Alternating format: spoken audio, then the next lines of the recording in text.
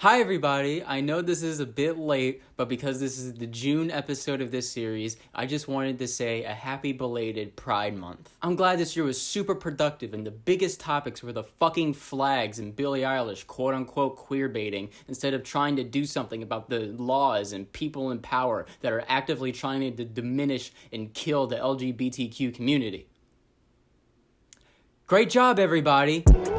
Said I made y'all. How could I be mad that I ain't y'all? Same reason why I hate y'all. I feel like this song could work better in the context of the album more than a single, to be honest. It's good, but nowhere near the other singles for this album, in my opinion. Helado Negro is one of the most calming artists to listen to for me, and this new song doesn't really change that. This is exactly what I would expect from a song from Megan, but it's alright because she's a really good artist. This is IDK's best song in a while, for sure. I have a lot more excitement for his album after this one. This shit is so good. Oh my god. This is one of Kenny's best beats in a bit, too. I'm super excited for this new album. Well, I guess Logic's back, and so far he's doing pretty good. As a degenerate who likes teenage emotions, this sounds like some songs off of that album, but better. I'm interested to see how Yachty goes back to quote-unquote melodic music. This is pretty good, but I feel like a collab like this could have been a bit better, if not a lot better. Yeah, no, I'm good on this one, Rico. Nah. Jaden kind of continues the cute and lovey sound from CTV3, and it's pretty good. I honestly think Jaden is one of the most underappreciated artists when it comes to his albums. His mixtapes, however, this new song is fucking insane. Around halfway through when the vocals come in and everything is so cluttered, it's overwhelming but peaceful at the same time. It's incredible. I fucking hate British people. This is so fucking good, dude. Especially the beats. So many songs in here just go so hard in the chillest and vibiest way possible.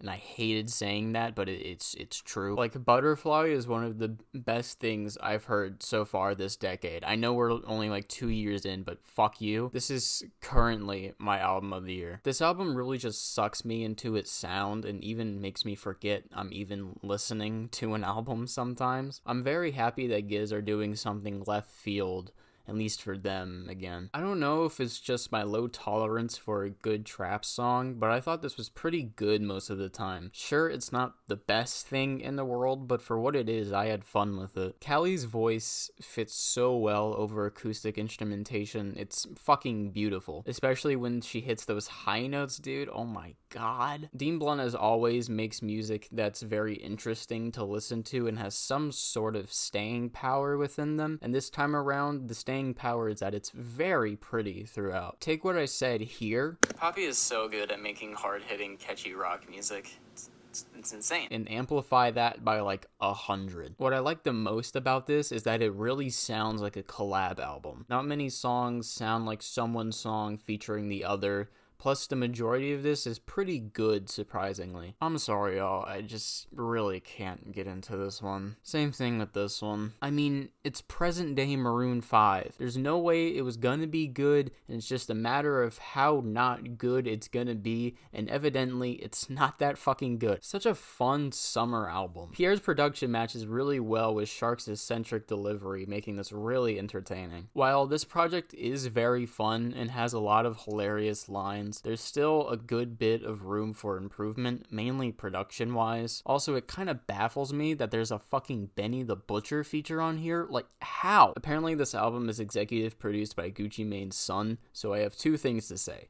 One, his name is Ice Davis, because of course it is. And two, this kid fucking sucks at executive producing an album, because this shit kind of fucking sucks. Fuck you, baby! I could care less about this soundtrack as a whole, but Lane Switcher is one of the most disappointing songs I've heard in a while. How are you going to have such a weak and generic beat to such a stacked list of artists to be on one track altogether. I really love all the moments of build-up on this album, like the suddenly going from calming ambience or soft instrumentation to just loud and impactful sludge metal. It's fucking sick. I don't think this is really anywhere near as bad as some people are saying it is.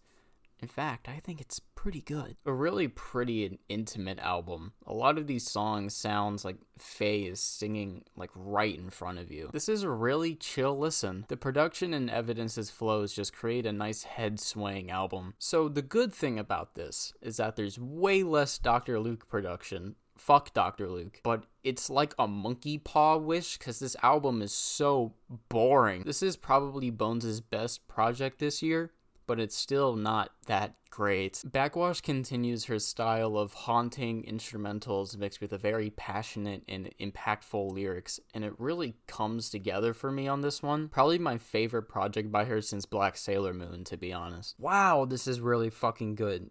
As usual for Mike, but this album is really weird, and Mike tries out some styles and production he's never really done much before, and it's super refreshing. It really feels like Mike evolved on this one. Oh boy, who would have thought Tyler would make a good album? What the fuck? I love how after such vulnerable albums like Flower Boy and Igor, we just get Tyler at his most confident and just in his bag. Also, fuck you Spotify for listing the features when everywhere else doesn't. Like, if I heard Juggernaut for the first time without knowing who was on it, I would have lost my mind even more than I already was. I really can't gush enough about how this album is beautiful and heartbreaking the whole runtime. It's such a fantastic body of work. This is most likely a compilation of throwaways before Ski's next big project, and I don't know why he would come back after 3 years with throwaways, but for what they are, they're pretty good. I know a lot of people are kind of shitting their pants over this album, but honestly, this just doesn't really do much for me. I found a good bit of the instrumentation uninteresting, and Spelling's voice sometimes was a bit grating. Wow, this album is great.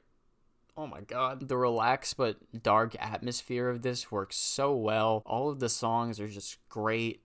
It's just really fucking good. This album is great.